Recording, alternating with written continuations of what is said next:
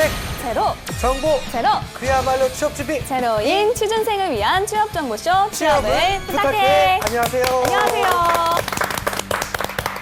네, 오늘도 취업의 문을 향해 힘차게 달려볼까요?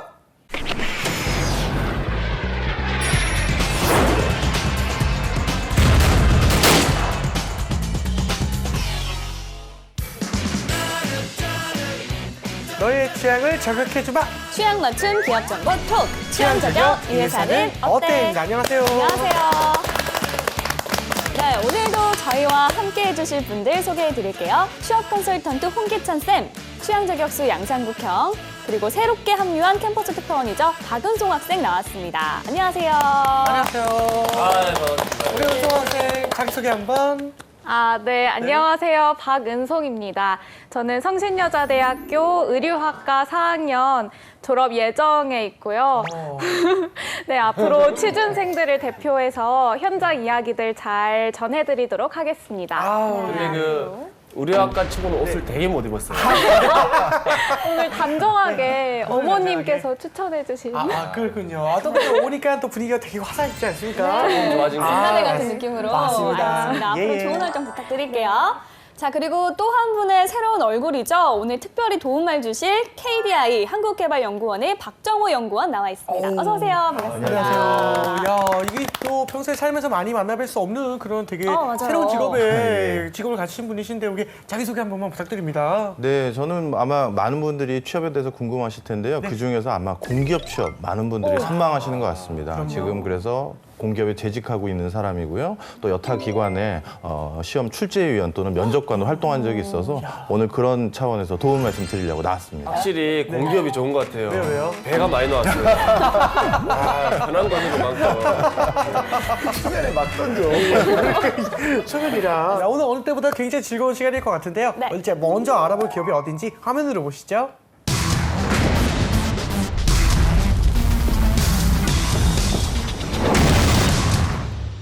네, 오늘의 기업은요. 코리아 트레이드 인베스트먼트 프로모션 어전시 코트라입니다. 1962년 6월 대한무역진흥공사로 출범을 했고요. 1960-70년대에는 수출 주도형 경제 개발에 따라 해외 시장 개척에 주력했고요. 냉전시대 이후에는 동북권을 여는 북방경제 외교의 선봉장 역할을 했습니다. 1995년 외국 기업의 국내 투자 유치 업무를 수행하기 위해 대한무역투자진흥공사로 이름을 바꾸고 오늘에 이르고 있는데요. 현재 전 세계 86개국, 126개의 해외 조직망을 통해 대한민국 기업들의 해외 비즈니스를 지원하는 인프라 역할을 하고 있습니다. 사원수는 1,840명이고요. 매출액은 2015년 기준 3,612억 원이라고 합니다. 네. 일단 이렇게 알아봤는데요. 대한무역투자진흥공사예요. 네. 취준생분들이 굉장히 원업해하는 그 공사지 않습니까? 네. 그래서 많은 분들 좀 이야기를 좀 나누고 싶긴 한데요. 우리 은성 학생은 좀 기업에 대한 이미지 아니면 좀 자기만의 생각 그런 게 좀 있어요? 제가 문과 출신이어서 주변에 뭐 외국어대 친구들이나 경영학과 친구들이 되게 많은데 오히려 대기업보다도 코트라를 가고 싶어 하는 친구들이 많을 정도로 그래서 진짜 코트라가 진짜 좋은 그런 직장인가? 그런 이미지가 평소에 있습니다. 막연히 코트라가 너무 동경에 그 정도예요? 있는 기업이었어요. 너무 가고 싶어서 그 코엑스에서 있는 네. 그 공기업 박람회 이런 게 네네. 있었어요. 가서 코엑스에 가서 그 코트라 설명회를 저 듣고 오고 막 그랬거든요. 그 정도예요? 네. 근데 저는 아까 놀랬던 게 3,600억이라는 매출을 올린 게 너무 그쵸. 신기해요. 왜냐하면 제가 이게 대충 알기로는 이렇게 막 소개해 주는 거잖아요. 네. 외국의 한국 기업, 우수한 기업을 소개해 주는 건데 그쵸. 그럼 이걸 뭐 꽃지를 뜯는 거예요? 아니요. 아니 어떻게 전문 용어 나왔습니다. 뭐지? 보지 말고. 아니 네. 소개를 시켜주고 어떻게 그 돈을 벌어요? 뭘 뜯어먹길래 돈을 버는 거 아니에요? 아닙니다. 어떻게 그럼 우리가 3,600억까지 한번 벌지? 여쭤보도록 할게요. 이게 뭘 만드는 회사가 아니는데. 네, 보통 뭐 코트라가 네. 수출 지원을 한다는 건 알겠는데요. 그렇죠. 구체적으로 무슨 일을 하는지는 그러니까. 사실 감이 잘 안 오거든요. 만약에 상국의 형이 아프리카로 이제 해외 진출을 하려고 한다. 네. 네. 그런다면 저희가 어떤 도움을 받을 수 있는 건가요? 건가요? 네, 요거 구체적으로 설명드리기 좀 앞서서요. 아까 조금 오해가 있을 수 있어서 잠깐 정리를 좀 해드리면요. 네. 일반적으로 사기업은 매출액 그러면 어떤 서비스를 제공하고 민간이나 다른 기업으로부터 돈을 받는 거지 않습니까? 근데 코트라의 매출액이라는 것은 거의 100% 가까이 정부가 주는 겁니다. 국가가 뜻있는 사업을 위해서 이런 사업을 하라고 돈을 주는 것이기 때문에 내 돈 가지고 다 놓은 거네, 이때까지. 그렇죠. 국민들의 세금을 가지고 하는 거죠. 그래도 수익성이 아, 아니구나. 내가 가서 검사를 한번 해야 되겠네. 일을 잘하나 못하나. 알겠습니다. 다른 회사로부터 뽀찌를 뜨는 건 아니다 이렇게 보시면 아니다. 됩니다. 근데 계속 예. 꼬치란 단어는 잘못되지 마시고. 아, 예, 알겠습니다. 만약에 상국씨가 아프리카에 뭔가 수출을 하려고 한다라고 했었을 때 사실 그 과정에서 A부터 Z까지 코트라의 도움을 꼭 받으셔야 됩니다. 정말요? 예를 들어서요. 사실 많은 중소기업이나 중견기업들이 국내에는 이제 시장이 좁기 때문에 조금 더 많은 매출을 올리기 위해서 해외에 문을 두드리고 싶어 합니다. 근데 그 과정에서 도대체 내 물건을 어느 나라에서 누가 관심을 가질지를 잘 모르거든요. 그럴 때 아프리카 여러 국가들 중에서 내 물건을 가장 많이 사줄 수 있는 곳이 어딜까? 그런 것에 대한 시장 조사를 코트라가 미리 다 해놨습니다. 그리고 나서 그 물건을 그래서 어느 나라에 수출을 하기로 한다 그러면 그 나라와 수출하기 위해서는 계약서를 꾸려야 되고요. 또 해외에 수출하기 위해서는 신용장이라든가 무역 관련한 서류들을 작성해야 됩니다. 그럼 그런 것들도 상당히 전문적인 요소들이거든요. 그렇다면 이런 것들을 전문가의 도움을 받아야 되는데 그때도 코트라가 도와줍니다. 예. 무료로 해주는. 그럼요. 대부분 무료를 해줍니다. 그다음에 이제 아주 이 제일 사업을 할 때 어려운 건 뭐냐면요. 해외 물건을 팔았어요. 그러고 나서 대금을 결제받아야 되잖아요. 가까이 옆에 있는 사람도 사실 못 믿을 세상인데 2억 말리 있는 국가에서 내 물건 받고 돈을 받는다. 이게 쉬운 일이 아니거든요. 그렇죠. 그렇죠? 바로 그럴 때도 갑자기 물건을 보낸 사람에게 연락이 안 됐다든가 물건을 보낸 사람으로부터 대금을 적절히 받아내는 일 그런 것도 역시 코트라의 도움을 받을 수가 있습니다. 제일 비슷한 거 하네. 그렇습니다. 자, 그러면 코트라에 대해서 우리 학생들은 어떻게 생각하는지 알아볼 텐데요. 은송 학생 현장 분위기는 어땠나요? 제가 새해를 맞아서 이화여대에 채용 설명회가 있다고 해서 다녀왔는데요. 이화여대 학생들뿐만이 아니라 되게 다른 학교 친구들도 많이 봤었고 또 되게 어린 분들이 미리 데뷔를 하려고 오셨더라고요. 알겠습니다. 친구들의 이야기는 그럼 영상을 보고 나누겠습니다. 안녕하세요, 박은송입니다. 오늘 저희가 소개해드릴 기업은 바로 매우 무역 관련 기업 진짜 중 화면에서 꿈의 보이는 직장 이미지 굉장히 코트라입니다. 네, 오늘 새해 상반기를 맞아서 채용 설명회가 있다고 해서 여기가 지금 이건가요? 이화여대에 찾아왔는데요. 네, 네, 네. 함께 가보실까요? 당락에 영향을 미칠 수가 있습니다. 그리고 나서 설명회 현장인가 봐요.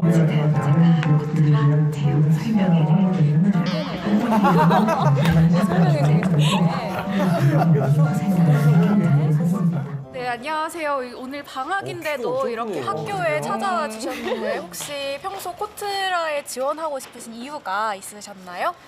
제가 무역 쪽에 좀 관심이 많은데 그래도 우리나라 기업 중에서 무역으로 가장 잘 알려지고 유명한 기업이라서 관심이 있어서 한번 들어보고 싶어서 왔어요. 근데 여성 네, 코트라 채용 과정이 굉장히 어려운 걸로 알고 있는데 그럼에도 불구하고 꼭 지원하고 싶으신 이유가 있으신가요? 아무래도 공기업이다 보니까 그런 부분에서 되게 메리트가 큰 것 같고 또 무역에 관심 있는 학생들에게는 아무래도 선택할 수 있는 최고의 기업이 아닌가 생각이 듭니다. 혹시 오늘 코트라에 박람회 이렇게 오신 이유가 따로 있으신지? 제가 예전에 이제 독일에서 그 교환학생을 했는데 그때 아는 분이 그 독일 코트라 인턴을 하시더라고요. 그래서 저도 그 외국에서 일하고 싶은 마음이 커서 이제 외국계 기업을 중심으로 좀 알아보고 있거든요. 혹시 독어 실력 간단히 보여주실 수 있나요? 제가 다 있겠네요, 전 세계. 안 한 지가 너무 오래됐는데 거의 대부분. 이거 어떡해요? Ich bin Sisunam. Ich bin 22 Jahre alt, 20 Jahre alt. 무슨 말인지 모르겠지만 되게 멋있어요. Ich habe Deutsch in meiner Hochschule gelernt. 이번 기회를 통해서 좋은 기업이 있으면 오랜만에 하신다면서 굉장히 잘하시는데 뭘 또 굉장히 잘해요. 아니, 오랜만에 하신다는데 그래요? 잘하셔가지고. 아하. 그럼 오늘 이렇게 설명회 끝나고 나오셨는데 어떠셨어요? 혹시 궁금증이 풀리셨는지? 뭔가 되게 취업 준비라고 하면 막연하고 했었는데 이제 이런 전형 같은 거를 설명해 주시니까 생각보다는 뭐 스펙도 많이 필요 없고 정해진 시험 절차에 따라서 이거를 채용하신다고 해서 두려움 같은 게 많이 없어진 것 같아요. 제가 아무래도 뭐 경제학에 대해서 공부해 본 적이 없기 때문에 뭐 심도 있는 경제학 공부는 필요 없다고 말씀을 하셨지만 뭐 이제 시사적으로 뭐 경제 기사나 이런 거를 읽어봐야겠다 이런 생각이 좀 들더라고요. 아무래도 그럼 무역학과가 유리한 건가요? 아마 그럴 것 같다는 생각이 드는데 또 무역 프로세스를 이해하고 있으면 상대적으로 도움은 되는데 뭐 아까도 나오겠지만 전형을 보면 또 그런 부분들 외적으로도 준비할 것들이 많기 때문에 준비를 많이 하셔야 돼요. 코트라 정도 가실 분들은요. 네, 남자분이 지금 이대에서 처음으로 남자랑 소개했는데 어떻게 이대 남자분이 여대에 계시네요? 오시게 아, 설명이라 그러면 그냥 제가 오신 거 사실 이제 코트라 이제 채용 설명회를 보는 와중에 이제 1월 1이 넘었었는데 이미 그때 이제 저희 고려대학교 같은 경우는 이미 28일인가 27일인가 했더라고요. 그래서 서울권에서 남아있는 학교를 보다 보니까 이제 이화여대 그 중에 하나가 남아있어서 이제 저도 지금 이화여대 처음 와보는데 그래도 채용 설명회 꼭 들어야 되니까 그럼에도 불구하고 왔습니다. 혹시 코트라에 관해서 평소에 이미지가 어떠신지 궁금합니다. 코트라라면 뭔가 솔직하게 말씀드리면 박봉이어도 꾸준히 자기 박봉이에요? 왠지 연봉 높을 것 같은 느낌인데. 공공기관이기 때문에 그렇게 연봉이 높지는 않아요. 혜택이 많은 거네요. 해외 나갔을 땐 추가적으로 인센티브를 받긴 하죠. 저희 작은 이모부께서 이제 코트라 직원이시다 보니까 이제 코트라가 해외에서 해외 무역관에서 어떤 일을 하는지 너무 잘 알고 있고 그 직무 자체에 너무 많은 너무 큰 매력을 느껴서 지원하게 된 것 같습니다. 지원하고 싶은 것 같습니다. 이렇게 처음으로 캠퍼스에 나와서 인터뷰를 했는데 네. 어떻게 보셨어요? 근데 굉장히 전문적인 리포터 같지 않았어요? 잘했어요. 네. 너무너무 잘하고 질문도 굉장히 날카롭게 잘해줬고 네. 외국까지 이끌어내는 그 이유군요. 그럼요. 좋았던 것 같은데. 윤성 학생이 확실히 코트라를 이렇게 또 네. 질문하러 가서 코트를 입고 간 자세는 난 너무 좋았어요. 패션 디자인 의견까지 안 돼요. 네. 내가 뭐 뉴욕에서 일하고 또 런던에서 일하고 이런 이미지를 이제 갖고 코타를 많이 도전을 하는데 네. 실제로는 뭐 아프리카라든가 남미 뭐 이런 오지에 갈 때가 되게 많아요. 그러면 회사 입장에서는 그런 부분들을 잘 이겨낼 수 있는 내구성과 열정을 보거든요. 그래서 시장 경제 어떤 이런 외교적인 부분이라든가 그다음에 무역의 동향 흐름 또 우리나라 경제 흐름 그리고 또 내가 그런 낯선 환경에 대한 적응력 이런 부분들이 사실 구직에서는 가장 중요한 부분을 차지할 거다. 그걸 좀 느꼈으면 좋겠어요. 근데 네. 진짜 확실히 네. 그런 거 있잖아요. 여성분들도 그렇지만 남자들도 그렇지만 어디서 일해요? 이랬을 때 런던에서 일해요. 뉴욕에서 일해요. 이걸로 멋있는 걸 생각을 갖다가 근데 막상 케냐 발령 받고 이러면 약간 좀 그럴 것 같네요. 케냐에서 일해요. 케냐에서 일해요. 조금 애매하지 않을까? 열심히 일을 하는 거죠. 근데 아까 안 그래도 저쪽이 뭐지 그 박봉이라는 얘기가 나왔는데 그러면 여기 도대체 연봉이 어느 정도 됩니까? 그래도 공기업인데 예. 다른 공기업하고 비슷한 수준입니다. 예를 들어서 코트라 그러면 이미지가 굉장히 뭐 글로벌하고 그래서 웬만한 외국계 아주 좋은 글로벌 기업들처럼 급여가 높을 거라고 생각하기 쉬우신데요. 역시 공공기관이다 보니까 초봉은 2,400에서 3,000 사이에 형성되는 게 많습니다. 의외네요. 네. 기업 수준이군요. 다. 네, 그럼에도 불구하고 코트라 같은 경우는 처음 입사하고 나서 한 2년 정도는 그 국내에서 근무를 하고요. 그다음 3년 정도 이제 해외 주재원으로 나가게 되거든요. 그렇게 됐었을 땐 해외 근무할 땐 추가적인 비용을 더 받을 수 있기 때문에 그래도 다른 공공기관에 비해서는 또 해외 나갔을 때 많이 받게 된다. 이렇게 추가는 보시면 그러면 됩니다. 어느 선까지 되는 겁니까? 혹시 뭐 집, 뭐 해외에서 살 수 있는 집, 뭐 어느 정도의 추가비 뭐 이런까지 사실 다? 집을 주지는 않고요. 예, 나름대로 생활을 할 수 있는 기초적인 여건에 부합하는 수준을 주는 걸로 알려져 있고요. 근데 이제 국가마다 워낙 물가 수준도 다르고 또 여건이 다 다르기 때문에 좀 편차는 있다고 들었습니다. 네, 이렇게 해서 연봉까지 알아봤고요. 이번엔 코트라에 대해 좀 더 깊숙한 정보 확인해 보도록 하겠습니다. 핫한 키워드를 통해서 저격해보는 시간이죠. 상국이요. 예, 우리 또 핫한 키워드로서 우리 또 취향을 저격 한번 해보도록 하겠습니다. 다 같이 한번 외치도록 하겠습니다. 꾸기의 해시태그! 어째 보고 왔다.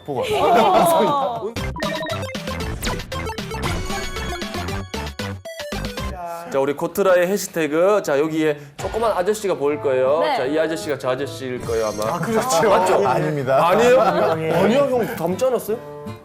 좀 닮았네요. 닮았잖아? 그러게요. 저 아저씨인 줄 알았는데. 자, 우리 아저씨라니요. 자, 우리 해시태그 한번 알아보도록 하겠습니다. 네. 샵. 예. 샵 보호무역, 샵 신시장 개척입니다. 예, 우리 지금 트럼프뿐만이 아니라 지금 세계적으로 보호무역이 거세지고 있는 추세라고 합니다. 네. 지금 코트라의 역할은 아무래도 이게 시장 개척이 좀 크지 않을까라는 생각이 듭니다, 지금. 예. 아, 그렇죠. 사실 우리나라가 이제 수출 의존도가 굉장히 큰 나라이기도 한데 네. 이런 부분이 좀 걱정이 되는 부분이 없지 않아 있을 것 같다고 생각이 들거든요. 네. 이런 걸 좀 자세히 좀 설명을 좀 해주시면 좋을 것 같습니다. 네, 지금 지적해 주신 게 맞는데요. 사실 이제 미국의 트럼프가 대통령으로 당선되면서 그리고 또 유럽이 여러 가지 경제적인 여건이 어려워지면서 예전과 달리 좀 보호무역주의로 진행이 되고 있습니다. 그런 과정에서 우리 기업들이 해외 수출하기가 더욱더 어려워지는 게 사실인데요. 네. 그래서 이 정부에서는요, 코트라에게 더 큰 기대를 걸고 코트라에게 더 많은 사업과 다양한 그 교두보를 만들어줄 수 있는 것들을 요청하고 있는데요. 그래서 이제 이런 새로운 활로를 개척하는데 코트라의 영향이 더욱더 중요하고요. 또 한 가지는 미국이나 기존에 우리가 많이 진출했던 시장에서 더 이상 우리가 새로운 부가가치를 창출하고 매출을 올리는 게 이제 한계에 왔다는 소리를 많이 합니다. 그래서 아까 오지 얘기 많이 하셨는데 코트라에게 신시장 개척에 대한 많은 요구사항을 받고 있습니다. 예전에 수출을 하지 않았던 지역 그리고 다시 수교를 하게 되면 가장 먼저 나가서 우리 기업이 무엇을 할 수 있는지 시장 조사도 하고 현재 주재원을 보내는 곳이 바로 코트라다. 이렇게 보시면 될 것 같아요. 예. 네, 알겠습니다. 그리고 사드로 인해서 중국 내 우리 기업의 피해가 참 크다고 합니다. 동시에 미국의 보호무역이 중국의 내수시장 확대를 가져올 것이라는 전망도 있는데요. 코트라도 발빠르게 좀 대응을 해야 할 것 같은데 어떤가요? 그러니까 중국 시장에 이런 사업적인 위험 요인들이 있기 때문에 코트라 입장에서도 최근에 그 김재용 코트라 사장이 중국 항저우 쪽에서 그 중국 지역 무역 투자 확대 그 전략 회의가 이루어졌어요. 거기서 나왔던 내용들을 보면 크게는 우리가 전략적으로 중국의 수출 물량 중에 절반 이상이 이제 산업재 중간재가 많거든요. 그러니까 뭐 우리나라 배터리라든가 뭐 반도체 이런 것들 많이 수출을 해요. 그런데 지금 뭐 2차 전지라든가 배터리 쪽은 이제 뭐 중국 정부의 인증이 좀 필요한데 뭐 이런 부분에 있어서 국내 기업들이 불이익을 받고 있다. 이런 언론 보도도 많아요. 그래서 그런 부분들 해결하기 위해서 정책적으로 조금 조율이 또 이루어지기 위해서 노력을 할 것 같고요. 그다음에 중국 FTA가 지금 발효되고 나서 중국 내수 소비 시장을 적극적으로 좀 추진하기 위해서 중국 내부적인 어떤 트렌드를 따라가야 되겠죠. 그러니까 IT 인프라가 지금 아주 발전 속도가 중국이 어떤 나라보다도 빠르거든요. 그러니까 모바일 결제도 굉장히 많이 쓰고 있고 오토 시장도 아주 활성화되고 있고 그다음에 뭐 왕원 같은 그런 파워 블로거를 활용해서 우리나라 기업들이 홍보 활동을 진행할 수 있는 그런 그 유도 그리고 이런 정책적인 어떤 보완책이 이제 이루어질 것 같아요. 그래서 여러분들 중에 아마 코트라 인턴을 아마 한 친구들도 있을 텐데 주로 나가면 그 현지에서 어떤 전시회라든가 또 이다음에 우리 좋은 셀러와 바이어가 만날 수 있는 그런 장을 마련해주고 있어요. 그래서 중국 내수 시장에서 아까 말씀드렸던 그런 기술적인 산업재 시장에 전문화된 기술적 서포팅 그리고 내수 시장의 변화에 맞춰서 소비자들의 어떤 판로를 개척할 수 있는 프로모션 행위 뭐 이 부분에 있어서 코트라가 전략적으로 올해 좀 사업을 투자하겠다 그런 발표가 있었습니다. 일단 지금부터는 또 학생들의 궁금증을 한번 들어볼 건데요. 화면으로 보시죠. 이제 채용이 됐을 때 이제 로테이션 근무가 어떤 식으로 실제로 진행이 되는지 그 부분이 좀 저도 로테이션 근무라고 알고 있는데 이게 본인이 이제 국내나 해외 이제 좀 더 추가적으로 있고 싶을 때는 그게 허용이 되는지 그 부분이 살짝 궁금합니다. 네, 코트라 하면 제일 많이 궁금해할 것 같은 부분인데 로테이션 근무를 하는지 아니면 어떤 방식으로 진행되는지 궁금합니다. 실제로 보면은 입사하고 나서 통상적으로는 국내에서 한 2, 3년, 그다음에 해외에서 이제 3, 4년씩 순환 근무를 한다고 해요. 그런데 국가가 약 한 80여 개 국가에 지금 뭐 124개 무역관을 두고 있으니까 정말 다양한 나라에서 일할 수 있는 기회가 생기죠. 그러니까 민간 기업들도 입사하고 나서 많은 사람들이 꿈꾸는 직군이 이제 해외 주재원이에요. 그래서 주재원 나가게 되면 실제적으로 혜택이 많거든요. 대기업 같은 경우에는 또 아무나 나가는 것도 아니고 실력이 좋아야 나갈 수가 있고 또 그게 임원다는 코스다 이런 얘기도 하고 혜택은 여러 가지예요. 그러니까 통상적으로 내가 받게 되는 연봉은 대기업들 같은 경우에는 잘 쓰지 않고 그냥 통장에 차곡차곡 쌓일 때가 많고 체제 유지비라든가 또 민간 대기업들은 뭐 차도 나오고 집도 나오고 제일 큰 건 아이들 외국인 학교 보낼 수 있는 혜택이거든요. 그걸 국내에서 만약에 중고등학생을 가르친다고 하면 과외비가 많이 드는데 그것도 세이브되고 또 외국인 학교도 보낼 수가 있고 이거는 개발도상국도 아주 좋은 국제학교들이 있어요. 그래서 그런 부분들. 근데 이건 사실 업무 이제 당근이기 때문에 실제적으로는 또 이렇게 계속 주기적으로 바뀌면서 사회생활이라든가 그다음에 가족 생활을 한다는 게 쉽지만은 않을 거예요. 그래서 그런 부분에 대한 뜻을 여러분들 자소서나 면접장에서 잘 설득시키는 게 중요합니다. 알겠습니다. 네, 조금 부연 설명드리면 이 80여 개 국가에 모두 주재원을 보내기 때문에 사실 코트라 같은 경우는 거의 대부분 해외 근무를 하는 경험을 다 갖게 된다 이렇게 보시면 됩니다. 근데 그 과정에서 한 가지 좀 흥미로운 건 뭐냐면요. 코트라 내부 직원들 간의 경쟁이 아주 치열하다 보시면 돼요. 경쟁에서 가요? 예, 왜냐하면 다 가는데요. 네. 모든 사람이 선망에 맞이하는 근무지가 있을 거 아니겠습니까? 특히 미국이라든가 뭐 싱가포르라든가 런던, 프랑스 이런 오지가 아니라 선진국 같은 경우 많은 사람들이 선망해 하는 곳이기 때문에 내부 직원으로서 역량을 보이고 많은 성과를 보여야지만 이런 에이스들이 가는 그 해외 발령지들이 있거든요. 거기에 가게 된다 이렇게 보셔서 입사하고 난 뒤에도 치열한 경쟁에 직면해 있다 이렇게 아니 보시면 돼요. 그러면 그 뭐지 4년마다 그러면 3년에서 4년입니다. 근데 오래 있을 수는 없는 거예요? 잘한다고 해서? 그 3년, 4년 있다가 다시 들어오는 게 원칙이긴 하고요. 아주 특이한 경우가 있는데요. 예를 들어서 사업이 연속적으로 수행해야 되는 게 있거나 그랬을 때는 약간의 여지는 있긴 있습니다. 예. 외람된 질문인데 실제로 그 라인을 탄다고 하지 않습니까? 그런 것들도 약간은 조금 그렇게 막 좋은 곳으로 발령이 날 수 있는 여건이 좀 될까요, 막? 같은 공공기관에서 근무하는 사람으로서 그런 걸 없는 거로 말씀드리겠습니다. 없다. 여러분 없는 게 중요한 겁니다. 네, 시에서 여쭤봤지만 정호 형님이 그런 라인을 못 탔대. 알겠습니다. 인재를 뽑을 때 어떤 걸 중점적으로 보고 또 과정이 인재 채용 과정에서 어떤 가산점이나 저 사실 제가 제일 중점으로 더 궁금한 준비해야 질문일 될 게 돼서 저 자세히 알고 싶어서. 무역 업무이기 때문에 어학은 기본일 것 같은데 그 외에도 따로 중점적으로 보는 게 있는지 궁금합니다. 그렇죠. 선생님께서 한번 말씀해 주시겠어요? 네, 일단 필기 시험이 다른 그 공공기관에 비해서 경제학하고 시사경제라고 해야 되나요? 경제와 관련된 것들에 대해서 많이 물어보고 있고요. 그것뿐만 아니라 기본적으로 코트라 하면 어학 능력은 보증을 받아야 됩니다. 코트라를 80개국어를 다 해야 되나요? 그건 아닙니다. 일반적으로 외교상 또는 경제 활동을 하는 데 있어서 영어가 기반이기 때문에 영어를 하는 게 좋고요. 그다음에 이제 코트라라는 것은 지역 전문가들을 또 뽑기도 합니다. 그러다 보니 로컬 언어에 대해서 또 한 가지를 더 한다면 이것은 코트라를 입사하는 데는 굉장히 중요한 역량으로 평가받을 거예요. 그다음에 이제 코트라 직원들을 만났을 때는 다른 공공기관 직원들과는 좀 다른 느낌을 받게 됩니다. 일반적으로 공공기관을 다니다 보면 많은 민원인들을 상대해야 될 때가 많아요. 그러다 보니까 어떻게 보면 뭐 청탁 아닌 청탁을 받을까 봐 겁이 나서 아니면 부탁 아닌 부탁을 받을까 봐 겁이 나서 약간 이제 경계를 하거나 소통을 좀 덜 하려는 습성이 있는 게 일반적인 공공기관 사람들이 그런 걸 보이는데요. 코트란 반대예요. 우리 기업이 외국에 나가서 수출을 하게 만들기 위해서는 외국 바이어들을 많이 친해놔야 되고 그 나라 정부 관료들 많이 알아놔야 되지 않습니까? 그래서 누구보다도 사교력, 커뮤니케이션 스킬, 소통 능력 이런 걸 많이 갖춰야 되기 때문에 코트라 직원이 된다라는 것은 면접 때 그러한 의사소통 능력들을 반드시 보여주셔야 된다 이렇게 말씀드리고 싶네요. 어떻게 보면 영업 능력을 좀 어필하는 게 플러스가 그렇습니다. 되겠네요. 예. 알겠습니다. 또 계속해서 이제 한간의 소문, 카더라를 또 알아봐야 될 것 같은데요. 상국이 형. 예, 또 한간에 떠도는 소문 또 한번 알아보도록 하겠습니다. 네. 코트라 입사를 위해서는 사전 인턴이 필수라고 카더라. 예. 실제로 그 전형의 우대 사항들을 보면요. 이게 공공기관이기 때문에 지방, 그러니까 비수도권 지방 인재 우대 조건이 있고요. 그다음에 공공기관에서 청년 인턴을 했던 근무 경험자들한테 우대 조건을 줘요. 그리고 이제 다른 공공기관처럼 한국사 능력 시험에 대한 가산점도 부여를 하고 있죠. 그래서 주로 이제 공공기관 생각하는 친구들이 그쪽에서 청년 인턴 프로그램들이 많기 때문에 그런 부분들을 하면 가점을 받는다. 근데 또 이제 보면은 또 공공기관만 도전하는 친구들이 아니라 민간 기업을 같이 도전 도전하는 취준생들도 상당히 많거든요. 그런데 인턴 기간이 또 너무 길어지게 되면 지금 당장 3월 공채를 목전에 두고 있는 분들이라고 하면 생각은 좀 해보셔야 돼요. 그래서 내가 장기적으로 나의 나이라든가 공백이라든가 이런 여지들을 꼼꼼히 따져서 인턴 진행 유무는 저학년들이 좀 생각을 해보셨으면 좋겠습니다. 알겠습니다. 예, 알겠습니다. 자, 또 다른 카더라 알아볼까요? 예, 또 다른 카더라. 코트라 입사의 핵심은 경제 논술 시험이라고 카더라.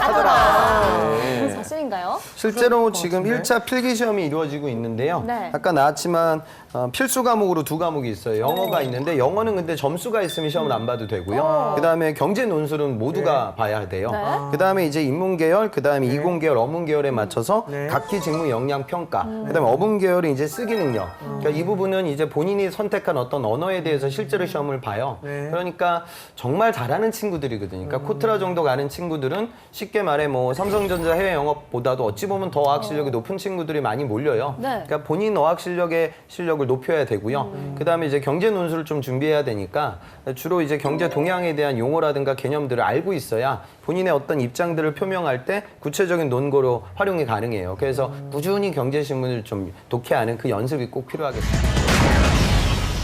네, 그리고 마지막으로 코트라를 준비하는 취준생들에게 꿀팁 하나만 전해주세요. 네, 지금까지 저희가 코트라 그러면 꼭 해외에서 우리 기업들을 위해서 다양한 업무를 한다라고 생각하시는 부분이 있는데요. 하나 또 기억하셔야 될 건 반대로 외국 기업들이 국내 투자하는 일도 코트라가 담당하고 있고요. 그다음에 외국에 진출했던 기업들이 다시 국내로, 이걸 리턴 기업이라고 하는데 국내로 다시 돌아올 때 이 기업들이 원활하게 돌아올 수 있는 그 일도 코트라가 담당합니다.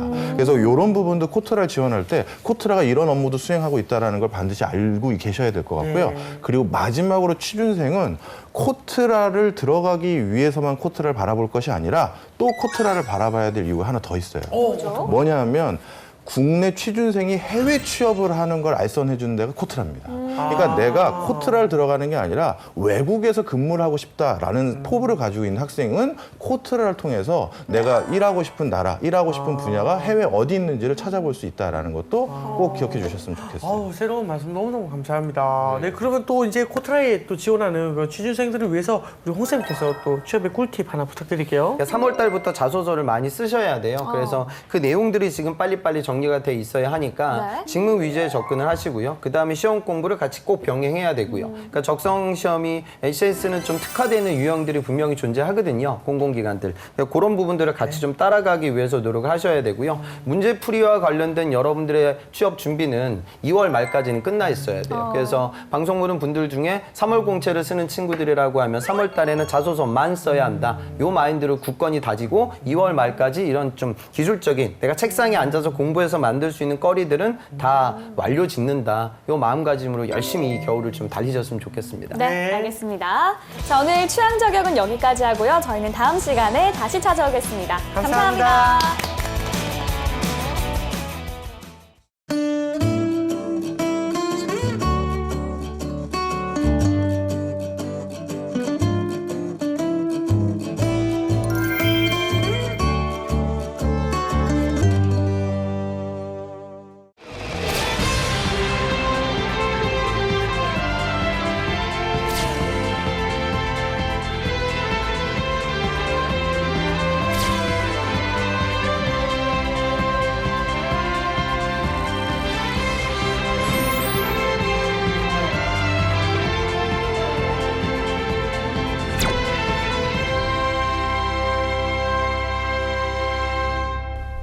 안녕하세요.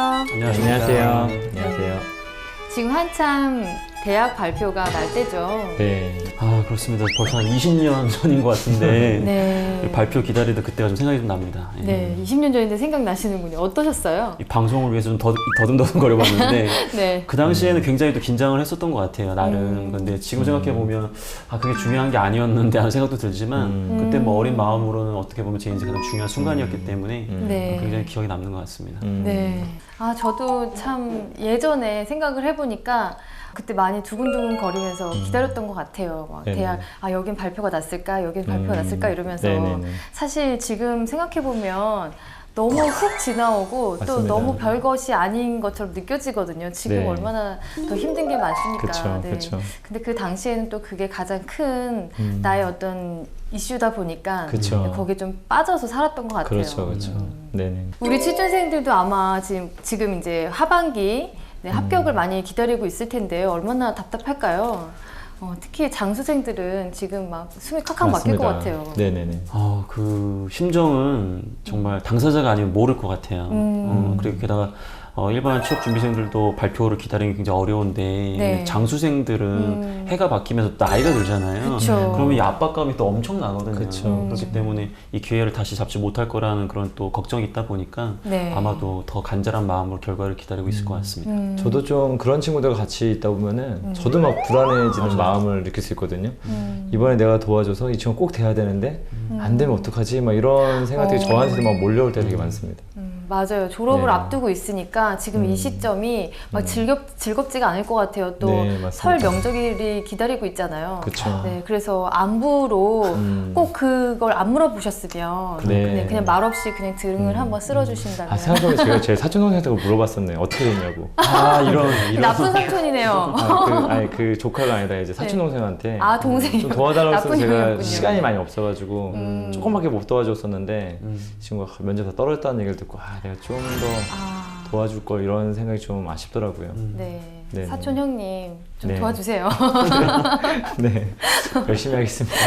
네. 오늘 지원자는요, 한국산업인력공단에 지원을 한다고 합니다. 특히 기획 분야에 관심이 많다고 하는데요. 네, 최근에 그 기사가 나온 게 있습니다. 네. 공공기관이 올해 역대 최대로 사람을 많이 뽑는다고 합니다. 네, 약간 맞습니다. 이게 공공기관에서 사람을 많이 뽑는다는 거는 좀 국가에 좀 부담이 될 수 있지만 어떻게 보면은 지금 엄청난 청년 실업난을 또 반영하고 있는 모습이라고 좀 보여질 수 있겠고요. 그래서 올해는 사상 최대 2만 명 이상의 채용 계획을 갖고 있다라는 거. 그래서 요즘 학생들은 NCS가 뭔지는 어디서 한 번쯤은 다 들어봤을 겁니다. 네. 근데 막상 제가 지금 저도 NCS나 뭐 공기업 관련된 강의를 좀 해보다 보면은 들어보긴 들어봤는데 정확하게 알지 못하고 있고 그 다음에 이 학생들이 이 NCS라는 채용을 어떻게 활용해야 되는지를 잘 모르는 그냥 NCS는 그냥 직무 중심이잖아요 까지밖에 잘 모르는 경우들이 좀 많아서 좀 이런 부분들도 오늘 같이 좀 도움을 주었으면 좋을 것 같습니다. 기회가 늘어나는 만큼 또 우리 학생들에게 좋은 소식이 됐으면 좋겠는데요. 네.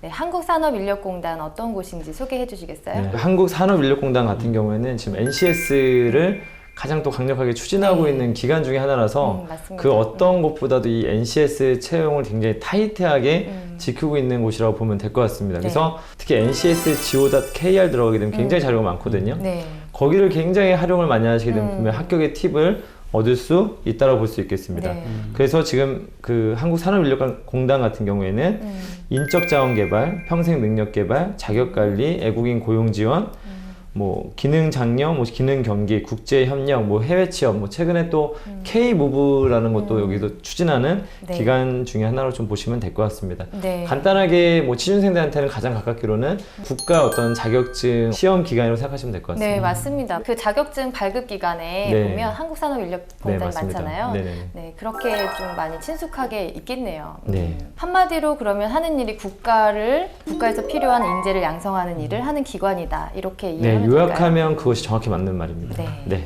근데 채용 과정도 궁금합니다. NCS의 어떤 샘플 사례로 한국산업인력공단 자료가 굉장히 많이 올라와 있잖아요. 맞습니다. 일단 기본적으로 NCS의 가장 큰 기반은 직무 역량 중심의 어떤 사람을 뽑겠다라는 취지가 있습니다. 네. 과거의 어떤 그 공기업의 어떤 채용은 공정 경제, 그래서 약간 가장 시험 보는 게 가장 중요했고요. 그래서 네. 그 시험을 보기 위해서 많은 학생들이 뭐 2년이든 3년이든 네, 계속 공시 페이란 말이 나올 정도로 그것을 준비해 왔지만 이제 그런 친구들보다는 이제 우리는 직무를 위해서 준비한 친구들, 그것이 교육이든 그것이 경험이든 필요한 어떤 인력들을 적재적소에 좀 배치하겠다는 뜻으로 이게 사실은 공공기관에만 적용되는 말이 아니라 좀 사기업에서도 지금 적용되고 있는 부분이라고 볼 수 있을 것 같습니다. 특히 학생들이 뭐 가장 참조할 수 있는 것 중에 하나는 무엇이냐면 그 공공기관의 어떤 채용 공고를 보게 되면 요즘에 직무기술서라는 게 나옵니다.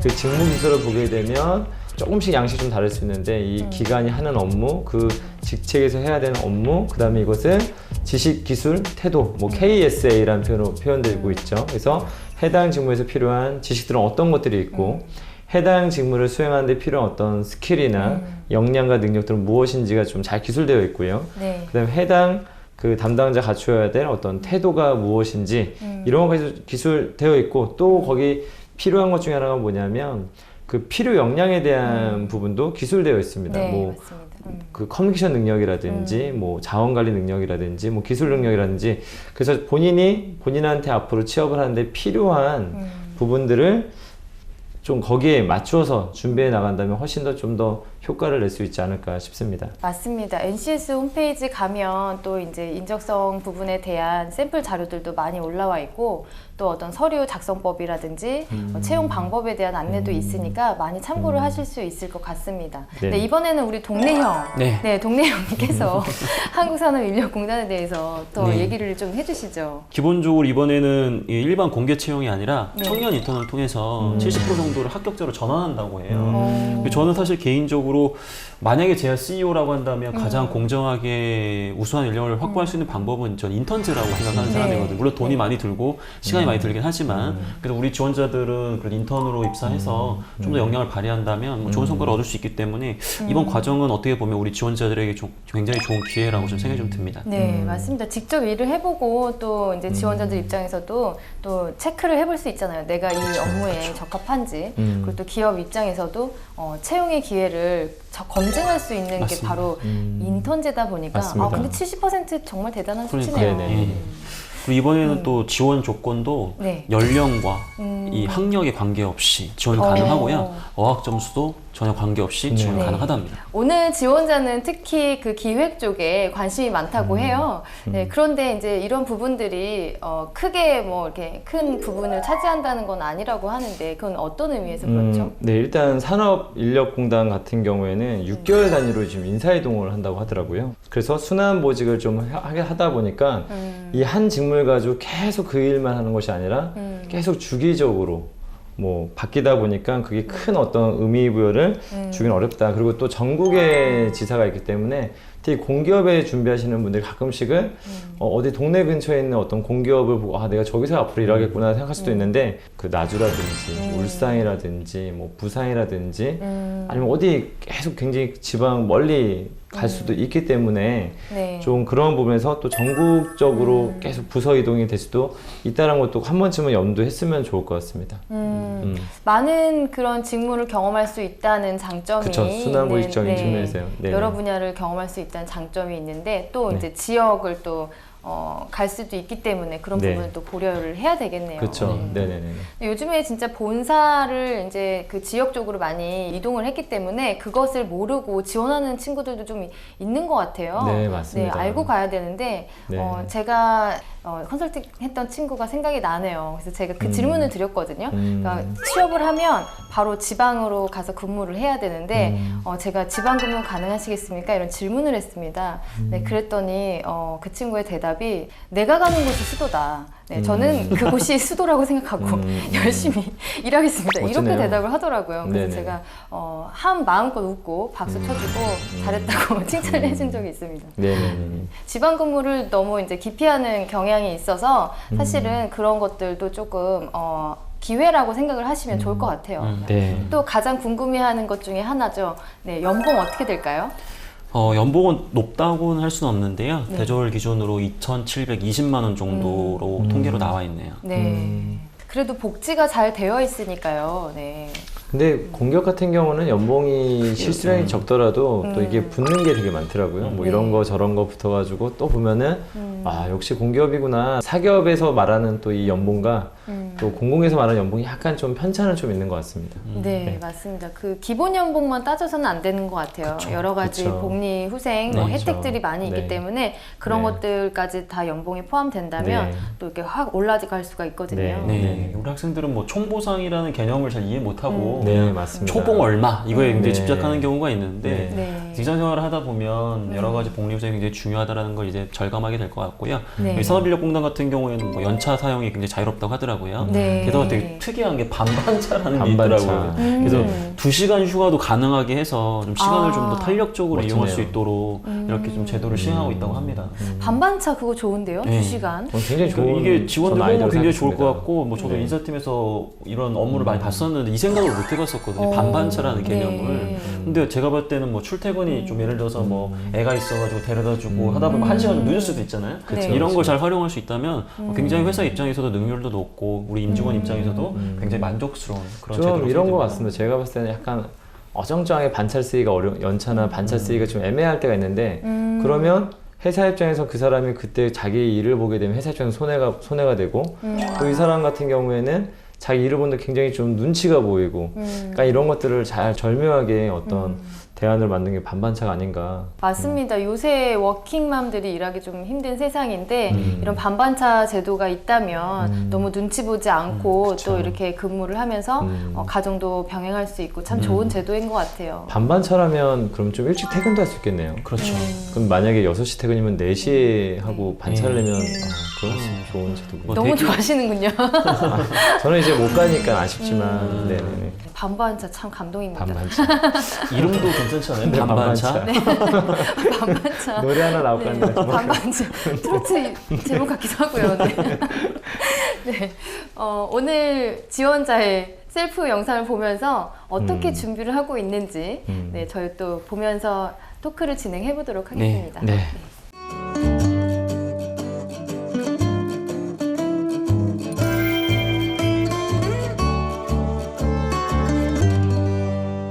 안녕하세요. 한국산업인력공단 입사를 희망하는 윤수희라고 합니다. 지금부터 제가 해왔던 활동들을 소개해드리겠습니다. 제가 했던 첫 번째 활동은 제 대학 생활의 주축이 되었던 울산대학교 학생홍보팀 스푼입니다. 저희는 매주 한 번 회의를 통해 다양한 학교 홍보 전략을 수립했습니다. 그 중에서 가장 기억에 남는 것은 캠퍼스 투어인데요. 사진에 보이듯이 수백 명의 중고등학생들을 인솔하여 학교를 투어하는 프로그램입니다. 두 번째는 대학 2학년 때 독일 교환학생을 다녀온 것입니다. 영어로 이루어진 수업에서 팀 프로젝트 등을 통해 많은 외국인 친구들을 사귈 수 있었고 사진들이 다 단체 사진이네요. 이뿐 아니라 활동성을 좀 많이 보여주는 것 보는 같아요. 눈도 넓힐 수 있었습니다. 세 번째는 희망엔진 대학생 봉사단입니다. 이렇게 영상이나 파워포인트로 약간 이미지를 전달해서 보게 되면 또 사람 굉장히 다르게 보이더라고요. 그래서 네. 입사 원서 쓸 때에도 자유형식인 경우에는 저런 것들도 한번 꼭 해봤으면 좋을 것 같습니다. 네. 교육했습니다. 사진은 베트남의 전통 의상을 설명하는 부분입니다. 마지막으로 저는 공공기관 입사를 꿈꾸며 지금까지 다양한 공부를 해왔습니다. 특히 많은 NCS 교재를 풀며 필기 시험을 준비하고 있군요. 저거는 산업인력공단에서 안 좋아하겠는데요. 저렇게 저런 기계적으로 뭔가를 준비한 듯한 느낌. 저런 거 하지 말라고 NCS를 만든 거라서. 교육을 받고 있습니다. 마지막으로 제가 왜 한국산업인력공단에 입사를 꿈꾸는지에 대해서 1분 스피치를 통해 말씀드리겠습니다. 안녕하십니까. 한국산업인력공단 행정직 지원자 윤수희입니다. 행정직에 있어 필요한 역량과 한국산업인력공단에 이를 어떻게 적용시킬지에 대해 말씀드리겠습니다. 궁금한 거죠. 저희가 알고 싶은 거죠. 글로벌 경영학을 전공하며 재무, 회계, 인사, 마케팅 관련 다양한 전공 지식을 습득하였습니다. 특히 인적자원 관리 분야에 관심이 많아 한국산업인력공단에서 실시하는 HR 전문가 고용티딤돌 과정에 참여하여 교육을 이수하고 있습니다. 이와 더불어 대학 시절 다양한 사람을 만나며 공감에 힘을 길러왔습니다. 특히 현대증권에서 현장 실습을 하며 고객의 의견에 공감함으로써 고객을 설득한 경험이 있습니다. 구직자와 민원인, 근로자들을 응대해야 할 기회가 많은 한국산업인력공단에서 이러한 고객 서비스 능력은 필수적인 요소라고 생각합니다. 전공 지식과 HR 분야의 지식, 고객 서비스 능력을 바탕으로 한국산업인력공단이 한국을 넘어 세계를 선도할 수 있는 HRD 기관이 될 수 있도록 이바지할 수 있는 직원이 되겠습니다. 감사합니다. 그래도 나름 준비를 네. 조금 뭐 많이 한 것 같은 느낌이 이래 저는 네. 좀 똑부러지다는 느낌이 좀 드네요. 네. 준비를 많이 하신 것 같고요. 그리고 네. 활동량도 많이 보여주네요. 단체 네. 사진과 어떤 그런 네.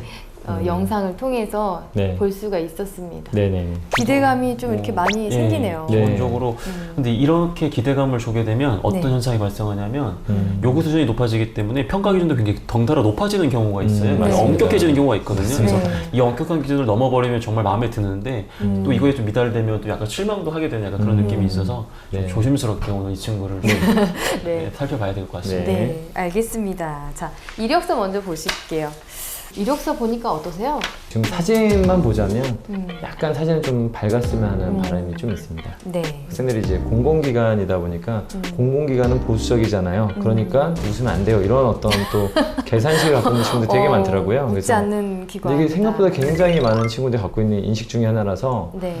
그럼 공공기관인 사람들은 뭐 그러면 웃는 걸 싫어하는 거냐라고 제가 얘기를 해주는 반문을 해주는데 네, 약간의 좀 미소가 있었으면 하는 바람이 있었습니다. 네, 맞습니다. 좀 이메일 주소가 네. 굉장히 사소할 수 있는데 뭐 아마 자기 이름을 딴 걸 수도 있고 근데 뒤에 이제 말 그대로 자기 생년월일을 이메일 주소에다가 기입을 한 상태거든요.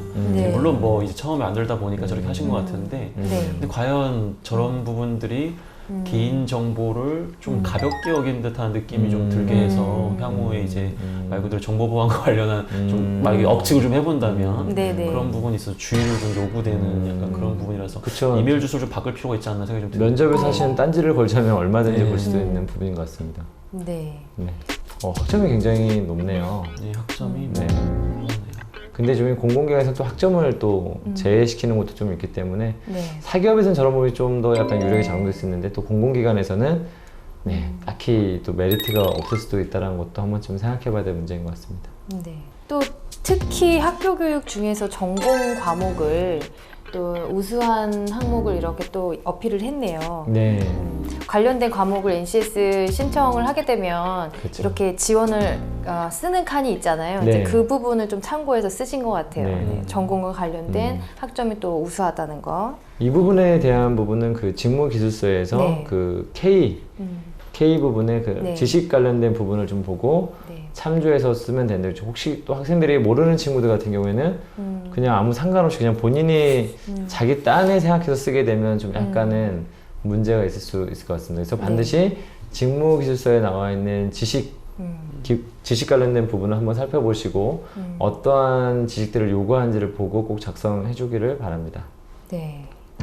근데 저 직업교육에 대한 부분들도 저는 공공기관을 준비하는 친구들한테는 가고자 하는 분야들이 있으면은 특히 전공에 맞지 않는 친구들 있지 않습니까?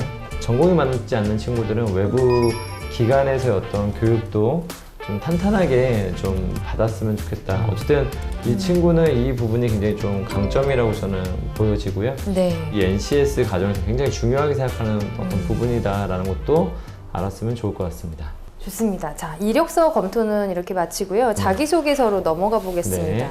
NCS 자기소개서에서 저희가 꼭 어필해야 되는 게 있다고 하죠. 네, 일단 기본적으로 그 NCS 같은 경우에는 직업기초 능력을 기반으로 해서 뭐 면접이든 자기소개서든 그런 부분들을 좀 더 보기 때문에 한 번쯤은 그 직업기초 능력에서 말하고 있는 뭐 의사소통 능력이라든지 네. 아니면 뭐 자원관리라든지 사실 그 명확한 정의를 어느 정도 알고 있는 게 굉장히 좀 중요할 것 같습니다.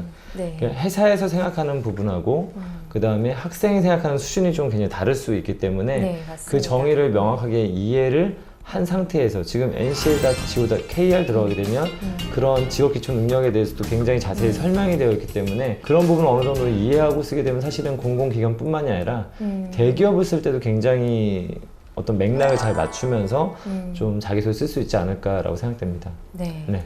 지역 기초 능력과 연결돼서 평가 포인트 자체가 굉장히 명확하게 자기소개서 항목이 맞습니다. 나오거든요. 근데 이제 우리 학생들이 직무 수행 능력을 강조하라고 하니까 무조건 모든 항목에 직무 관련된 경험을 찾으려고 하는데 이거 주의해야 돼요. 왜냐하면 네. 모든 항목에서 직무 관련된 경험 찾기보다도 해당 항목에서 요구하는 지역 기초 능력이 무엇인지를 판단하고 해당 역량만 보여줄 수 있는 소재면 네. 얼마든지 활용이 가능하기 맞습니다. 때문에 너무 큰 그 직무의 부담을 가질 필요는 없다라는 걸 좀 말씀드리고 싶네요. 네.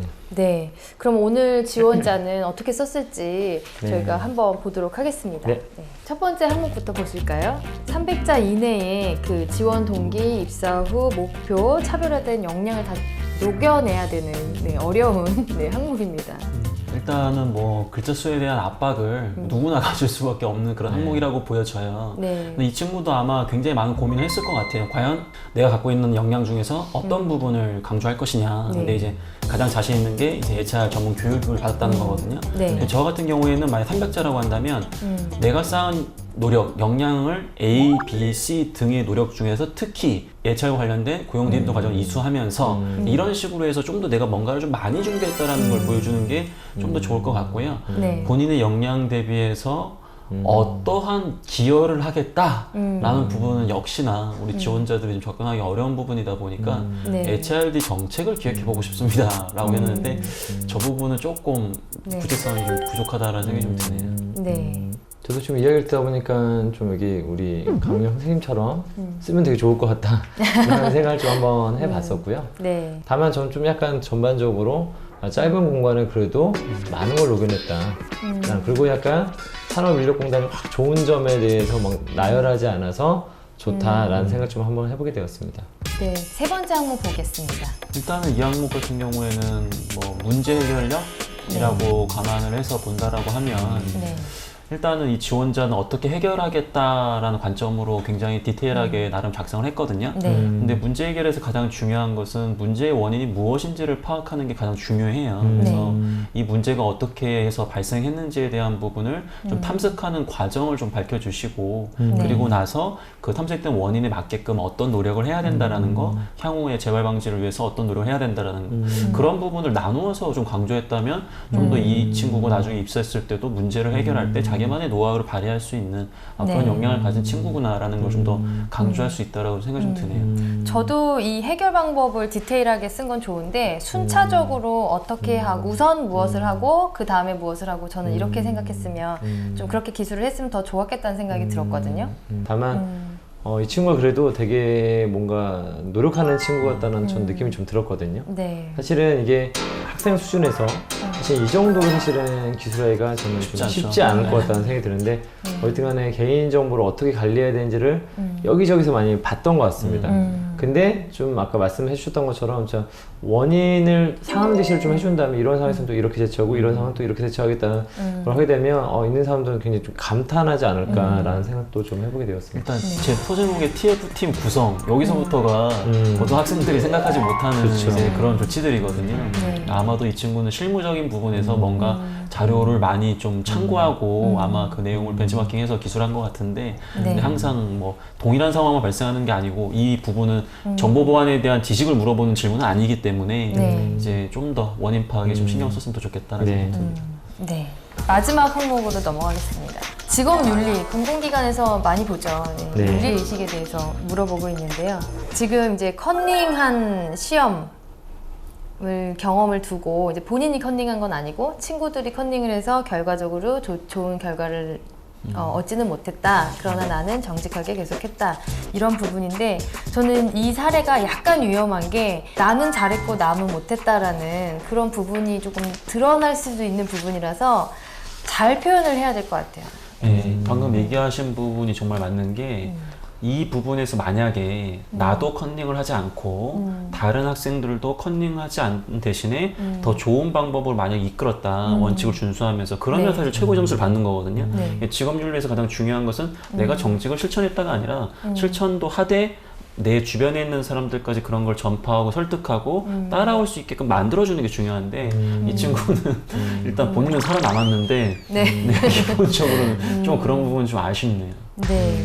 그리고 이 소재 같은 경우는 저는 이 소재 저도 약간 위험하다 생각했던 게 뭐냐면 면접에서 딱 꼬리에 물게 딱 좋겠다는 생각이 좀 드는 게 뭐냐면 왜 그럼 본인은 저 잘못된 행위를 봤는데 본인은 그걸 교수한테 말하는 게 윤리적으로 취해야 될 자세 아니냐.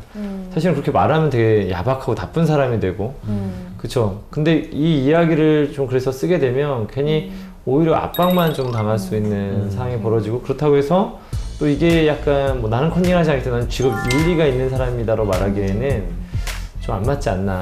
그래서 이 부분에 관련된 부분은 사실은 또 무엇을 봐야 되냐면 직업 기초 능력, 직업 윤리 부분을 한번 거기서 요구하는 게 무엇인지 사실은 좀 볼 필요가 있습니다. 그래서 좀 그런 부분들 좀 했으면 좋겠고 저런 소재는 약간 좀 지양을 해야 되는 소재가 아닐까라는 생각이 좀 듭니다. 조금 까다로운 소재를 선택한 것 같아요. 네, 그래서 다른 소재로 바꿔보는 게 더 좋다는 좋겠다는 생각이 드네요.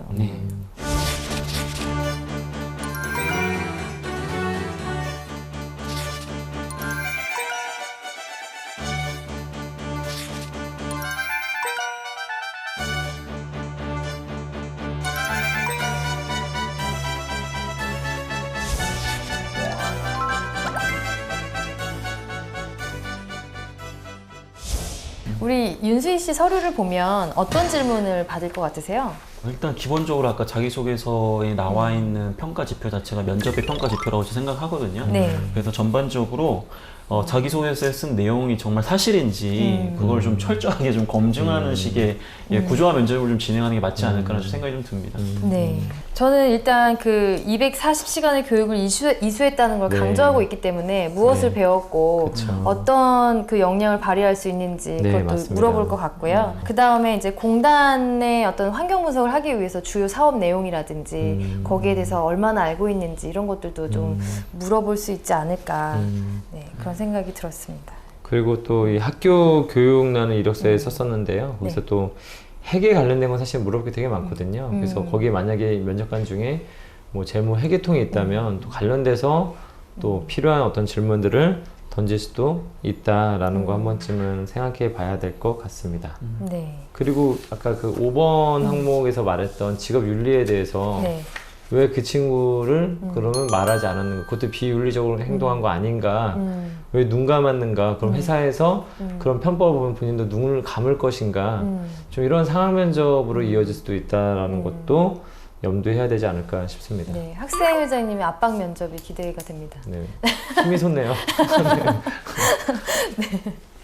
알겠습니다. 자, 그러면 우리 지원자를 직접 모시고 모의 면접을 진행해 보도록 하겠습니다.